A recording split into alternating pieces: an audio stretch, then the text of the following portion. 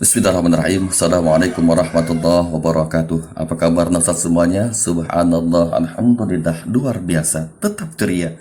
Allahu Akbar. La ilaha illallah Muhammad Rasulullah innana bil khair. Sendiri rahmatnya Allah Subhanahu wa taala untuk mendapatkan keberkahan dan ridha Allah Subhanahu wa taala. Mari sama-sama kita awali pertemuan kita pada hari ini dengan melafalkan basmalah seraya berdoa kepada Gusti Allah Subhanahu wa taala. A'udzu billahi minasyaitonir rajim. Bismillahirrahmanirrahim. Rabbana jidna ilma warzuqna fahma wa amalan salihah. Amin ya rabbal. Baik dan semuanya, adapun tema kita pada hari ini adalah Ma'al Husna, subtema makna al-mumit dan al-hayy. Adapun tujuan pembelajaran pada pertemuan kali ini di antaranya adalah yang pertama, menyatakan makna al-mumit dan al-hayy. Yang kedua, menjelaskan pengertian al-mumit dan al-hayy. Yang ketiga, mengidentifikasi dalil nakli yang berkaitan dengan al-mumit dan al-hayy. Dan tujuan yang terakhir keempat adalah menunjukkan sikap al-mumit dan al-hayy dalam kehidupan sehari-hari. Nah, saat yang saya banggakan, adapun poin yang pertama adalah makna dan pengertian al-mumit. Al-mumit artinya mematikan. Kita harus yakin, seyakin-yakinnya bahwa Allah yang menentukan atau menetapkan kematian seseorang. Kapanpun Allah berkehendak, maka Allah akan mengambil nyawanya. Setiap yang bernyawa pasti akan merasakan mati. Kullu nafsin dha'iqatul maut. Manusia tidak bisa lari dari kematian. Kematian bukanlah sesuatu yang ditakuti, akan tetapi kematian itu harus dipersiapkan dari sekarang dengan beriman dan bertakwa kepada Sang Pencipta alam semesta. Adapun dalil nakli yang berkaitan dengan al-mumit, a'udzubillahi minasyaitonirrajim. Bismillahirrahmanirrahim. Kaifa wa kuntum amwatan fa ahyakum tsumma yumitukum tsumma yuhyikum tsumma ilaihi turja'un. Yang artinya, mengapa kamu kafir kepada Allah padahal kamu tadinya mati, Allah menghidupkan kamu, kemudian kamu dimatikan dan dihidupkannya kembali, kemudian kepadanya kamu kembali. Sikap al-mumit dalam kehidupan sehari-hari. Yang pertama, ikhlas dan tawakal kepada Allah ketika dilanda kesedihan karena kematian orang yang terdekat kita. Dengan ikhlas dan tawakal berarti seseorang meyakini kematian tersebut datangnya dari Allah dan harus diterima dengan lapang dada. Yang kedua, menyadari bahwa setiap yang bernyawa pasti akan merasakan mati. Dan yang ketiga, yakini dengan sepenuh hati bahwasannya Allah yang maha matikan makhluknya.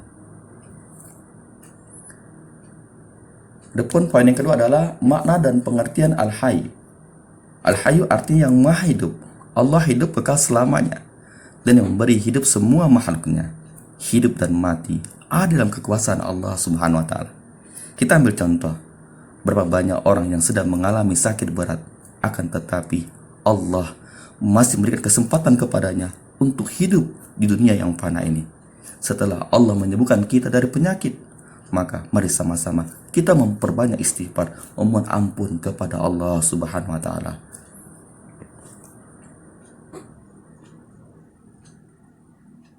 Dalil nakli tentang al-hayy. A'udzubillahi. Bismillahirrahmanirrahim.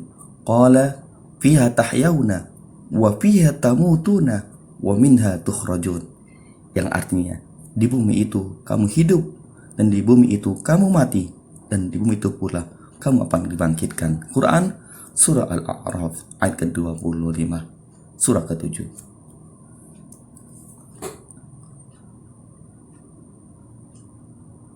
Sikap al-hayy dalam kehidupan sehari-hari. Yang pertama, mempercayai bahwasannya Allah adalah zat yang maha hidup dan tidak akan pernah mati.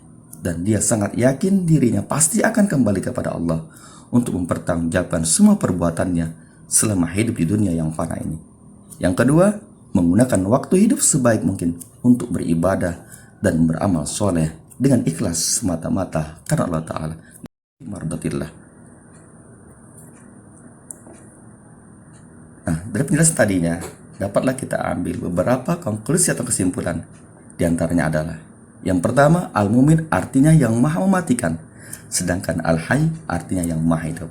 Kesimpulan yang kedua, hendaklah kita selalu mempersiapkan bekal sebanyak-banyaknya untuk menuju kehidupan akhirat. Wa tazawwadu fa inna khairaz zadi taqwa, berbekallah kamu karena sebaik-baik bekal adalah takwa. Kesimpulan terakhir adalah, sebagai seorang hamba yang beriman, kita harus meyakini dengan sepenuh hati bahwa hanya Allah yang maha mematikan dan maha menghidupkan makhluknya. Ustaz yang saya banggakan, sampailah kita bertugas di rumah. Adapun tugas di rumah adalah yang pertama, jelaskan pengertian al-mu'min dengan baik dan benar. Yang kedua, tuliskan sikap Al-Hayy dalam kehidupan sehari-hari dengan tepat. Harapan Ustaz, mohon dikerjakan dengan teliti, supaya apa? Supaya nanti mumtaz ataupun excellent. Amin. Ustaz yang dimuliakan Allah Subhanahu wa taala, demikianlah materi kita pada hari ini. Lebih kurang Ustaz mohon maaf, kepada Allah Ustaz mohon ampun, kiranya bermanfaat bagi kita semuanya. Mari sama-sama kita akhiri pertemuan kita pada hari ini dengan memulai alhamdulillah serta membaca doa kifaratul majelis. A'udzubillahi minasyaitonirrajim. Bismillahirrahmanirrahim. Subhanallahi bihamdika asyhadu illa anta astaghfiruka wa atubu ilaik. Akhirul kalam fastabiqul khairat. Liqa ma'as salamah. Assalamualaikum warahmatullahi wabarakatuh.